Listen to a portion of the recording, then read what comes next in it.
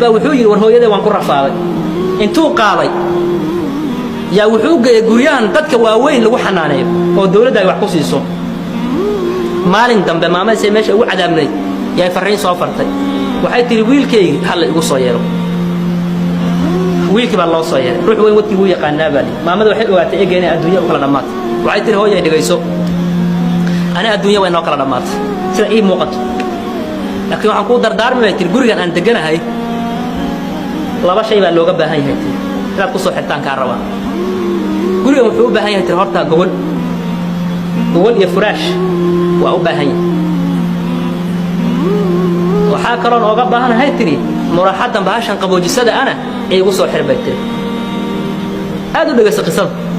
baashan faankan ii soo xir furaashna ii keen wuxuu yiri 7 sanad meesha ku cadaabnay imaadan weydiisanay faankan inaan ku xiro furaashna aan ku keeno maanta ilgeeriya leedahay maxaad ii weydiisanaysaa waxay tiri ani waan socdaay oo ma baahni bari aduun baa lagu keeni adaan kaasi naxya qalba ilmaha caasinimada waa deyn lagu leeyahay intaad igu samaysay ilmaha kugu samayn si aadan bari meeshan ugu gubanin ana ku gubtay dhagaxana on ku qabanin firaash la'aan hadda si diyaar saada waa lagu keeni booskar